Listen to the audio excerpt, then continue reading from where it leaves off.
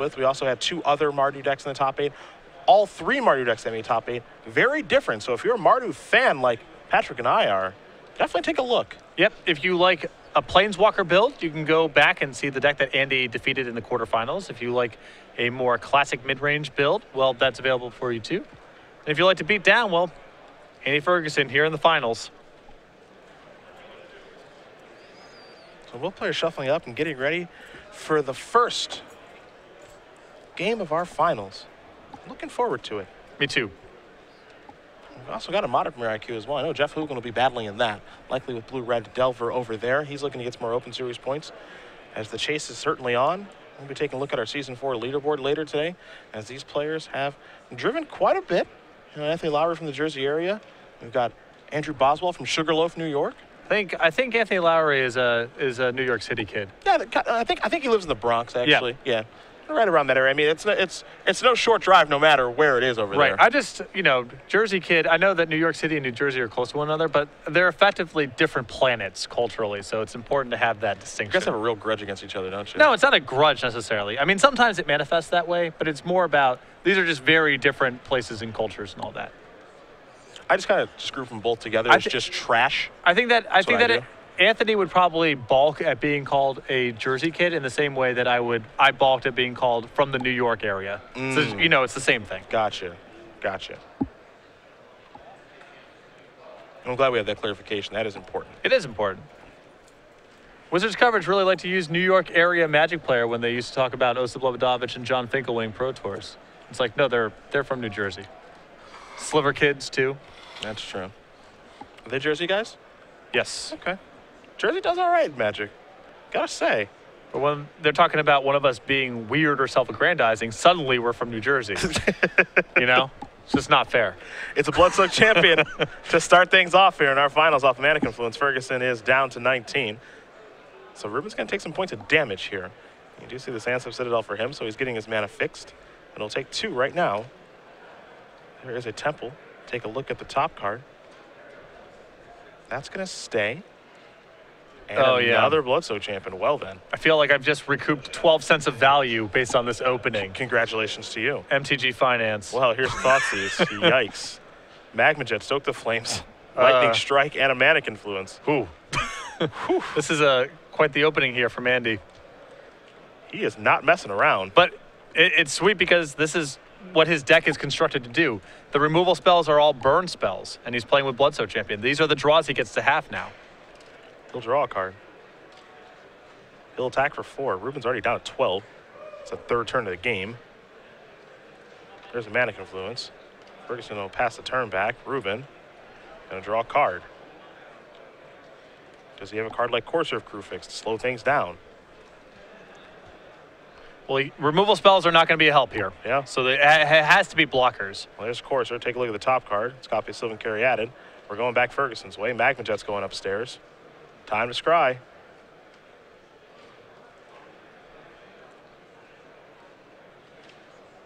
A Swamp, and I believe a Stoke. And Stoke is a great draw here. One on top, one on the bottom.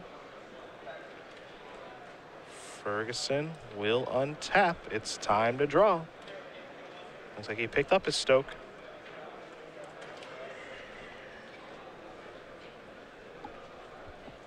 With the Stoke, do you like killing the Corsair here? I would take care of the Corsair. He still gets to attack for 2.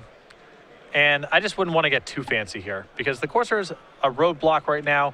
And the alternative that Andy has is to attack and rebuy the Bloodsoaked champion that gets blocked. And then he starts getting jammed with cards in hand. So this is the most efficient thing. Andy's hand's so good that I'm just trying to end the game quickly. Well, there's your attack for 2. Puts you down to 8. You just have to be a little bit concerned if a Siege Rhino is going to show up to the party or not.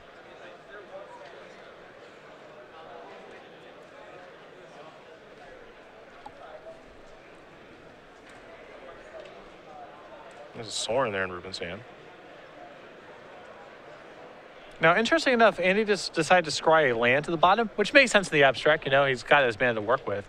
But with 2 lightning strikes left over in hand, maybe there's an argument for keeping the land on top, because if all he has this turn is a blocker, well then the attack plus land and 2 lightning strikes finishes the game.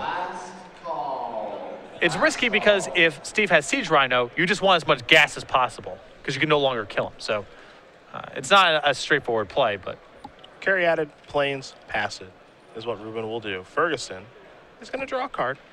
Bloodstained Mire is what he's found. yeah, if you're just going to rip the land anyway, then all is well in the world. Absolutely. It's time to attack. Beatdowns, block. Put you to 6. Get a land. There's a strike. Put you to 3. Sacrifice this. Show me a strike. That's going to do it. Andy Ferguson up a game here over Steve Rubin. Blood-soaked champion, looking very impressive here in the finals. That was the opening, you know. I think if Andy's on the draw, much harder for that to happen. But on the play, that's what his deck is capable of doing. Trivia time. Rules, question. Cedric over here, he's going to ask you a question. You will tweet your answer at SCG Live and hashtag SCG Premium. Of the correct responses, one will be selected at random for a full year of Star City Games premium content. Keep in mind that's about accuracy and not speed, so don't worry about submitting your answer first, just accurately.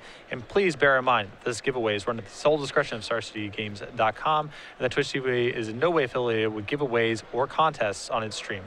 There's a third man in the booth at Grand Prix, New Jersey. Be me, you, and a mystery man. Likes to wear a hat. Use his Twitter handle if you want, but name the third person that will be joining us in the booth. Though extra credit is important. Right, because he's still, I would guess he's still asleep. Easily asleep, yeah. So using his Twitter handle is extra credit. So Patrick and I will be joined by a third person in the booth at Grand Prix, New Jersey. Name that person. Make sure you use the hashtag of SCG Premium. Make sure you're following SCG Live, and we will announce the winner at the conclusion of our final round, which Andy Ferguson is up a game, and it was not a very close one. Yeah. What time is it? It's beat down o'clock. Yeah. It's a great time of the day. That was an impressive win right there. Steve was not able to get off the ground whatsoever. Yeah. We'll take a look at the sideboards now as we do head back to the match, and we will see that Steve Rubin does have 3 copies of Bile Blight, and Erase, a Murderous Cut, and Unravel the Aether, a Liliana Vest, 2 Nissa World Waker, 3 Drown in Sorrow, 2 Dune Blast, and a Glare of Heresy. Well, I think the 3 copies of Bile Blight are the easiest inclusions here. When you get past that, you know, some of these cards get a little bit more suspicious. I think the Drown in Sorrows are good here because Andy's creature base is Bloodstone Champion, Goblin Route Master, and Brain Maggot. That's a lot of targets for Drown in Sorrow, so I think those can come in here as well. I like the additional removal spells as well. You know, something like Murderous Cut seems like an easy addition. I do not believe this is a Dune Blast matchup, however. Andy's a little too fast. 3 Hushwing Griff, 2 Suspension Field, 2 Erase, 3 Magma Spray, an Erebos God of the Dead, 2 Anger of the Gods, and 2 Harnessed by Force for Ferguson. Well, he can only go so far down the removal path because he needs to be able to still maintain his aggression. So I do like the Suspension Fields in this matchup. Steve's got a lot of big targets. The 3 copies of Hushwing Griff seem excellent. He needs more creatures anyway. Plus, it shuts down things like Siege Rhino and Wingmate Rock. I don't know if he wants Harnessed by Force. It feels like it's probably fine in the matchup, but I don't know if this is exactly the matchup he wants it for. Well, I think if you do want it, you want it when you're on the play, not when you're on the draw. Yeah, Harnessed by Force to me is borderline, and I definitely like Suspension Field and Hushwing Griff. Yeah, I like those options as well. Yeah. Some pretty solid options. I think for Ferguson, it's all about just kind of what he did in the last game, which is get the party started early with a Bloodsoaked champion and see where things go. And as good as the burn spells were for him game 1, I would want to get away from it to some extent in games 2 and 3. Just doesn't kill very much of Steve's creature base. And so the burn spells are only going to be good when Andy's draw is really explosive and they can use them as lava spikes, which is exactly what you saw in game 1. But post-board, when Steve has more removal, and particularly in the games where Steve's going to be on the play, it's going to be much harder for Andy to get that all set up. So cards like Magma Jet and Lightning Strike, I think, are easy to remove. Stoke the Flames is high impact. It also kills Courser Krufix, so I wouldn't want to touch that. But the lower impact burn spells, I think Andy would be best served putting in the sideboard for games 2 and 3. I think certainly will change in the sideboarded games. We'll see how both players do sideboard here as they are just about ready for game number 2. Steve Rubin will be on the play. Standard Open champion earlier this year in Washington, D.C., looking for a second title for Ferguson. It'll be his first. We'll see if he can get it. See, Rubin has at least 1 copy of Sylvan Caryatid. It actually looks like there might be 2 there. The problem here, so he might only have 1 land. Not entirely sure. Don't have a great look at things, but now it looks like he is keeping. So it's on Ferguson here. And I think Ferguson's land hand is awfully land heavy. I think we're looking at Thoughtseize, Harnessed by Force, Hushwing Griff lands, which is, I would imagine, good enough to keep, although not a great hand. I wouldn't be excited as there's a copy of Llanowar Waste. So the green source is there. You can see the Caves of Koilos in Rubin's hand. So he's got the mana and he has the acceleration. It's a Bloodstained Mire. This is a Thoughtseize. And Rubin will place his grip on the table. We'll see exactly what he does have here. Sylvan Caryatid among the crew. Also Caves, another Caryatid, Murder's Cut, a Courser, and a Wingmate Rock. Pretty good hand there for Steve. Very solid hand. To me, the most powerful card in this hand is Courser Crufix. I know that Andy has Stoke the Flames, so maybe he's happy with Steve keeping it.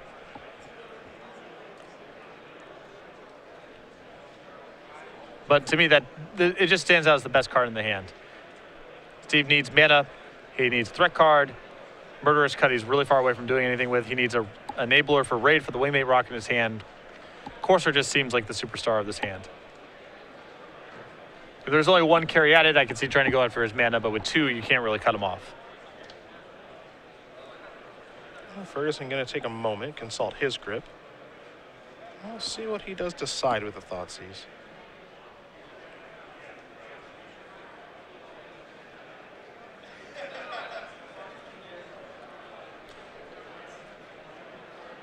I'm going to go with the Courser.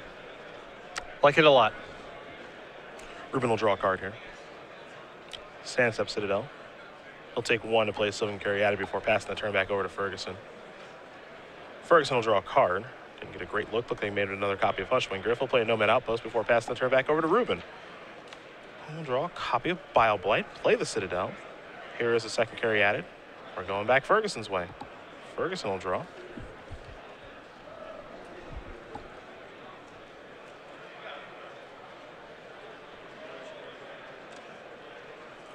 Caves, kick it, over to Steve. Well, there's a backup Courser. It's not a bad draw there for Rubin. It's a great draw. Take a look at the top card now. Top card, another copy of Bile Blight, and there's a Hushwing Griff. Yeah, Steve says that's fine. So we'll go back Andy's way. Andy will draw. It's time for the beatdowns in the air.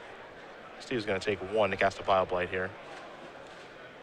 Keep that thing off the table. He's got big plans with his Wingmate Rock after all.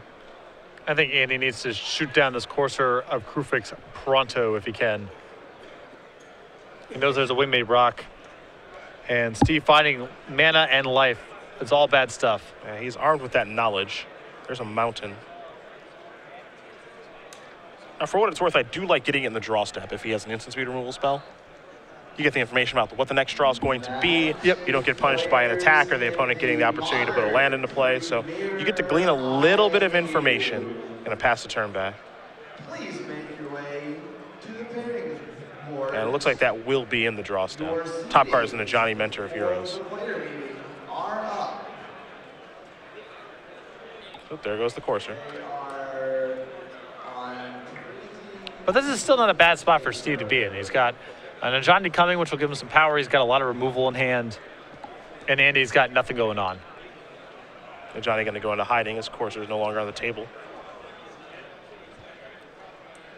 I do wonder if he just wants to cast the Winging Rock just as a 3/4 here. It's not all that exciting, but... I mean, Steve is so far away from being able to attack that, you know, what else is going on?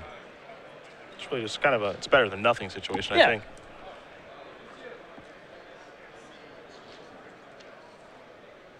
Temple, top card, bottom card now.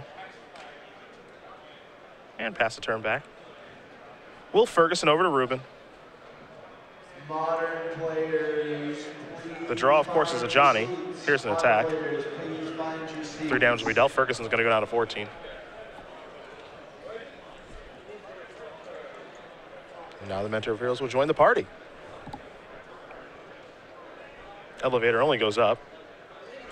As Rubin will take a look at the top couple of cards here. A Wingmate Rock among them. There's also a copy of Bramaz. He'll take the rock, put the rest to the bottom, and that'll be the turn. Ferguson going to play a copy of Hushwing Griff. Time to draw. Found a copy of Butcher the Horde.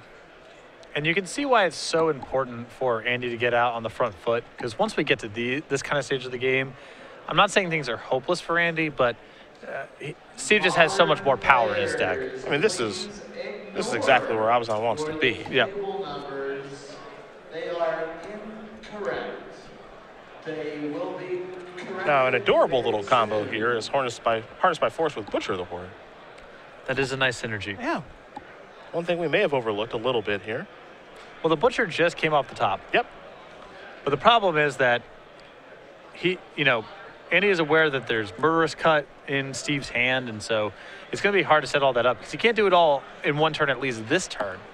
And going forward, Steve's probably going to be able to hold up Murderous Cut mana the whole way through.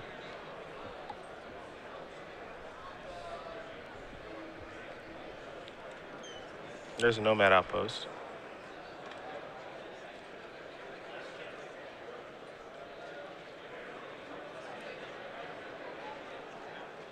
This is an attack to Johnny. It's down to 3. I'm just going to pass the turn back. Looks like he's trying to set up Butcher plus Harness in one turn. Yeah, it does look like the plan here. It's just going to be a challenge to get that set up.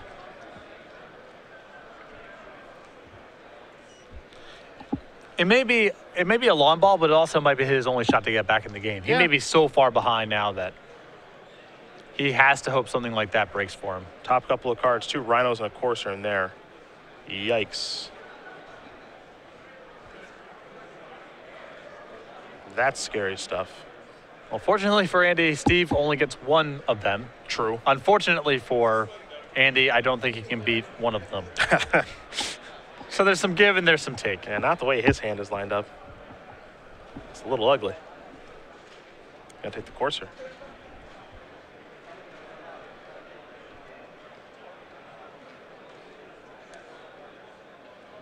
In comes the Rock.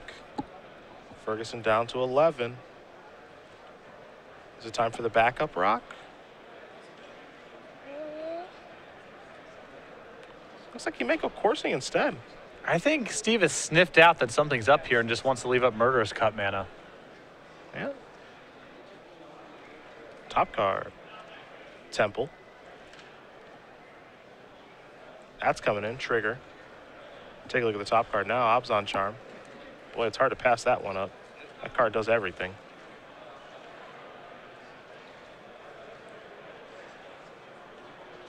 A real doozy. Yeah, and it looks like Steve says that's fine. Back to Ferguson, we're going to go. I suppose, Wingmate Rock in this particular instance, because Hushwing Griff is in play, it's not great. You're not going to get the token, of course, so. And I think Steve is so far ahead that just err on the side of caution. Just leave up your removal spells. Up 21 to 11 with a substantially better board. And playing a deck where your draw step is so much better than your opponent's draw step once you're in this stage of the game. Mm-hmm. He's also at 21. Yeah, he's ahead in every facet of the game, so you can afford to be a little cautious and just make sure nothing too bad happens. Urborg coming on down.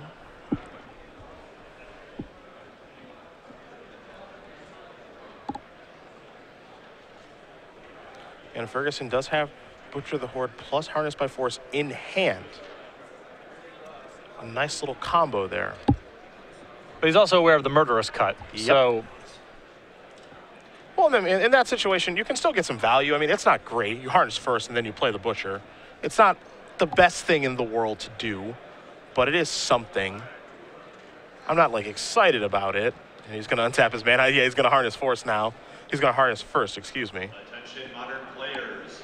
New seatings for the seat hall are being posted now. Again, you're not thrilled, but Your seat number you'll does take it. not Start above at least table 100.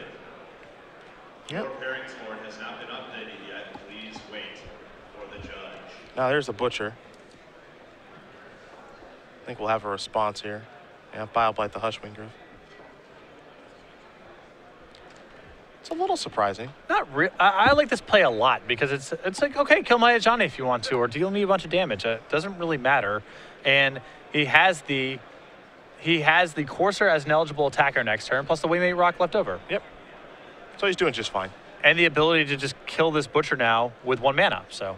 Liliana Vest, the top card. It looks a little weird, but Steve, again, is so saturated with resources that these kind of exchanges don't really matter that much. You can afford them. Yeah, it seems like that's a big victory for Ferguson, but in reality, it's really nothing.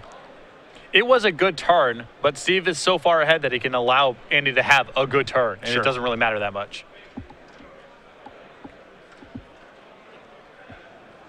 Yeah, the ability to cast Murderous Cut on the Butcher and play the Rock if he'd like makes it all pretty good, but we'll see what Steve decides here on this turn. He's definitely gotten creative with some lines. He's just going to Obs on Charm that. Attack here for 2. Play Sands of Citadel, gain a life.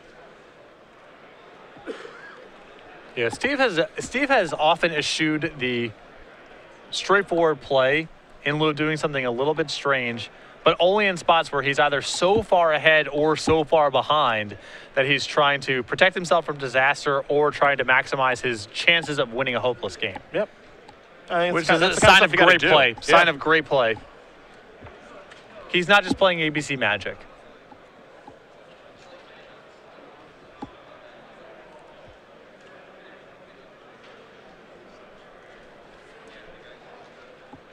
Stoke the Flames right now in Ferguson's hand. You know, for example, with a Liliana on top of his deck, what's his rush to deploy the Wingmate Rock? Even if Andy is able to kill this Courser and keep him off of raid, all right, well, Liliana plus it, get the last card in your hand, and so on and so forth. There's a Stoke in the draw step. Courser down. Saw Windswept do the top card, but now here is Liliana. That's going to go down. Steve will tutor for something. Seems like he has something in mind. That's not a bad choice. Elspeth is oftentimes a game winner. Yep. So that's exactly what Rubin will search for. Is the Sun's champion. It's a Planeswalker party. And still has the Murderous Cut left over in all of this. So And the Rock. Yeah, so... Yeah.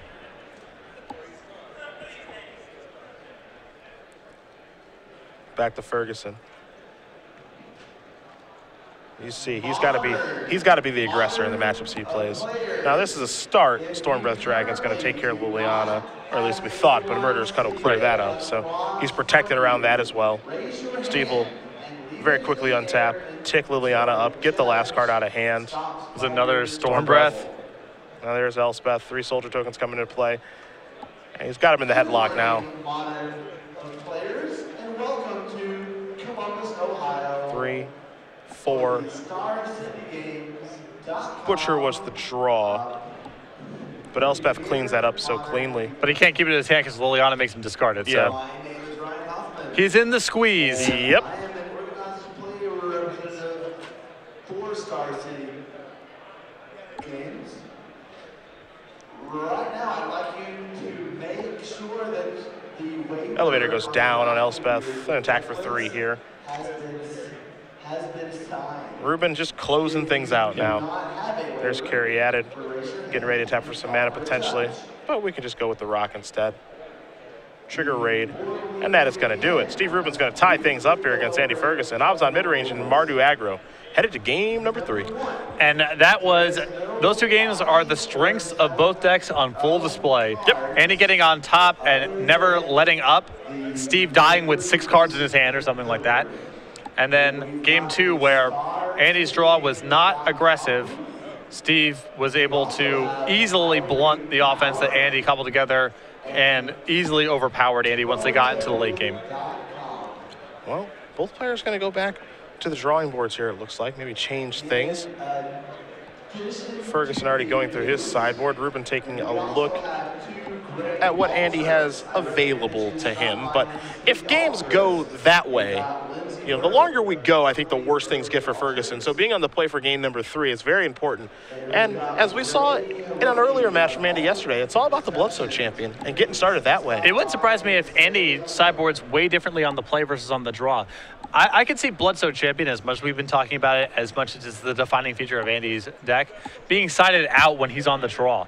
Because the odds that it's connecting against Caryatids and Coursers is so unlikely. Whereas on the play, I definitely want the card. Because if you have it in your opening hand, it's guaranteed 2. And likely to be 4, because Steve will often just be playing lands that come into play tapped and so forth. So this feels like a matchup where there's going to be heavy sideboarding involved depending on player draw.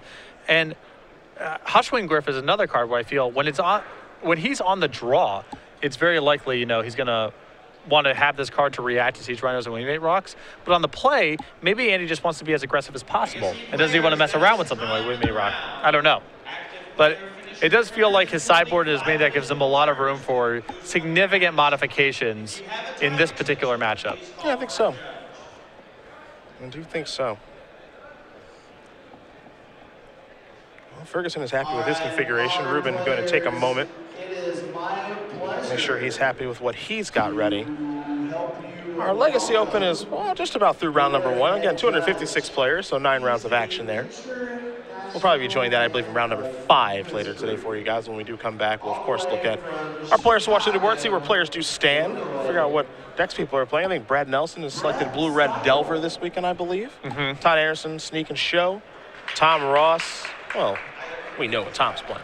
So Sneak and Show is a great example of a deck that might actually get better in the face of Treasure Cruise. Yeah. Because people have to cut action, and Sneak and Show can win so quickly that you're going to die with Treasure Cruise in your hand. Could be some brews as well. We'll see. Oh, there's always brews. I hope so. I saw Dredge win last week when we were in Oakland. We'll see maybe perhaps a repeat performance. Especially with Nick Miller in the house, man. He flags down the brews. That's true. He's on top of it. He'll find the brews. If you got some spice, like a soldier's deck, find it. I know. I'm still heartbroken over that match a couple weeks ago. Tough to watch. Tough to watch. It's easy doing with miracles, okay? Had bad guy counterbalance on the ropes. Yeah. I'm going to give you 60 seconds of my 3 minutes to review your deck list. It is showtime. This is the easiest way to get a game lost. Ferguson, looks like he may keep. Review your checklist. Rubin. While you're doing that, please write Aha, there it is. There we go. That's how you got to get it started. It worked for Andy in game number 1. We'll see if it works here in game number 3. Rubin going to play a Temple of Malady. And Andy's hand's no joke here. I think he has turn 2 Thoughtseize tapped land at turn 3 Rabble Master. It's a good hand. Ferguson going to draw a card. Or turn 2 Thoughtseize, you know, whichever. First things first, let's get in for 2. Thoughtseize you. See the grip. You can see there's a Temple of Malady over there. Temple of Silence, a Bile Blight, a Hero's Downfall, Murderous Cut. Removal heavy hand here for Rubin. Feels like the selection most likely will be Bile Blight in that instance. If Andy can free up any sort of value for the Rabble Master, that's the way to go. I see Ferguson's going to write the cards down.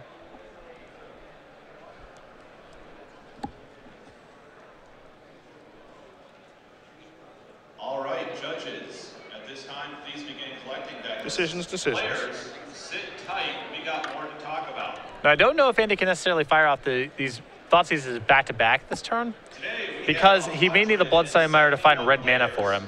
Which translates to 8 wonderful rounds of Swiss. There's a Bloodstained Mire there. Today's event will be at competitive RES. The selection there was a Bile Blight with a Thoughtseize, so back Rubin's way we're going to go. There's a Forest. Sylvan Carry added right off the top. Timely there for Steve. Ferguson will draw.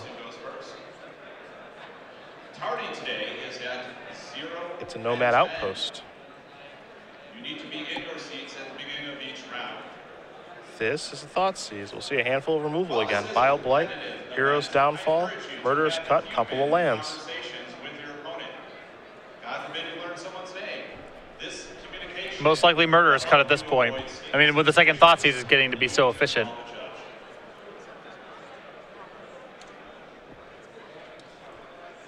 There goes the Blight. Time to sacrifice the Bloodstained Mire.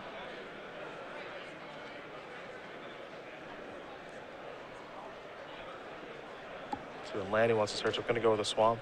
So if he has a backup Bloodstone Champion, then taking the Wild Blight here is fine. It looks like it's another copy of Thoughtseize. See Rubin's hand It's again on the table. Yeah, no, okay. Perhaps. Maybe he's just down. We'll see. Yep. I'm going to take another card. Downfall or Cut? Which will it be? There goes the Cut. And it's a passing of the turn. All right, Modern players, if you have turned in your deck list. Temple of Silence. Top card to the bottom. Mystery card coming for Rubin next turn. Ferguson will draw. Today you will be on the pink It's a brain maggot. Well, brain maggot's great here. Yeah. It does allow him to get the removal spell to hand. He needs to free up the Travel Master. That's the big prize in all of this. So, Rubin thought about casting Hero's Downfall. Now he might not at all.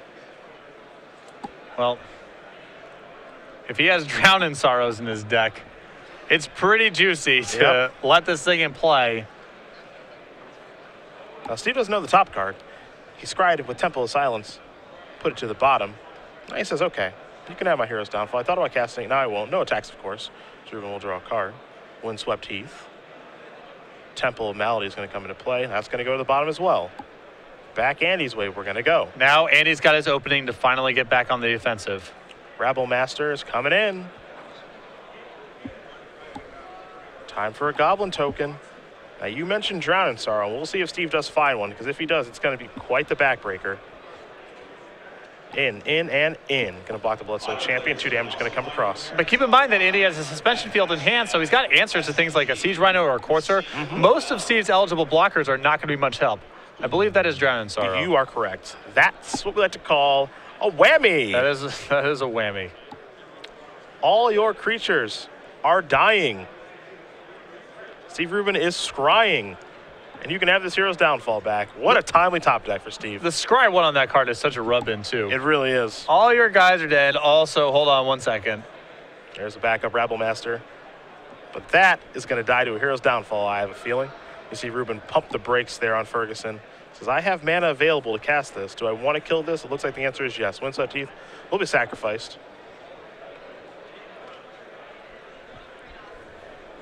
See if he's going to search up a Plains or a Forest. He will go with the Plains.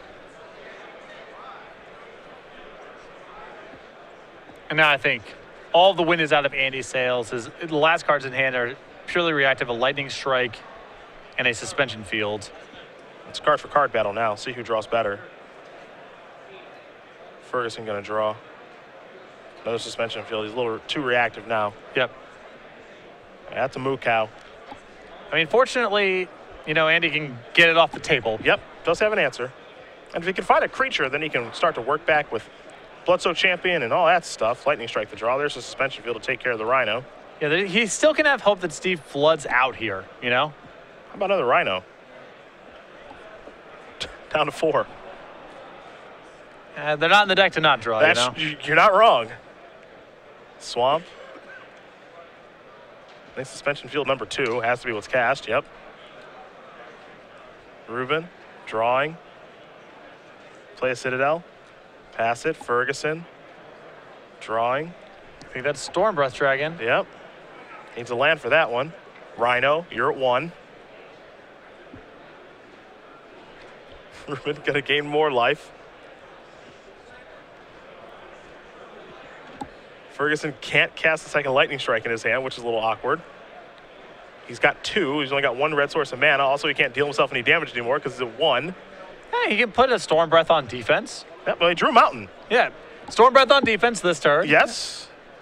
I mean, hopefully Steve draws nothing but lands for the rest of the game. You untap, you Lightning Strike it twice. Yeah, I mean, there's a real question of if you're supposed to double strike this Rhino or if you're just supposed to play Storm Breath. Because Storm Breath is open to removal spell. Sure. I don't think it matters too much at the scheme of things because I think Andy's on the I can't beat anything for the rest of the game kind of mentality. Okay. If the next 5 cards he draws are lands and Caryatids, I have a shot. Well, there's double strike. So see you later. Rubin going to draw a card. Land War Waste. Pass the turn That's back. land number 1. It's going to need quite a few more. But there's a dragon. Into the red zone we go. Andy just drew a Crackling Doom. What's the draw? It may have been Elspeth? Yes? It is interesting to see how Rubin will opt to use this Elspeth. 3 soldiers is very safe. Yes. But will he tick down? Well, Andy drew Crackling Doom, so if he ticked down... He's hoping he ticks down. Ticking up is a death sentence. It's not intuitive. You're so used in this spot to just, yeah, I'll kill your Storm Breath Dragon, life goes on. But...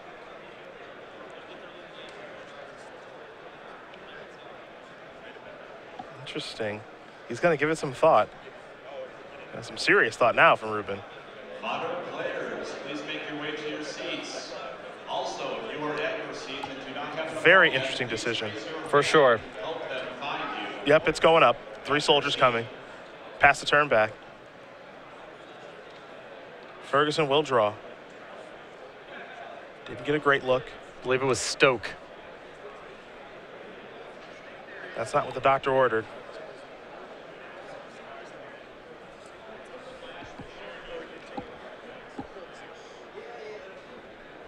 And that is an extension of the hand. Steve Rubin is our Standard Open champion here in Columbus, Ohio. His second Standard Open championship in about 3 months. Well deserved too. Extremely well played. He was impressive the entire day and yesterday and today on camera, and building a real resume for himself.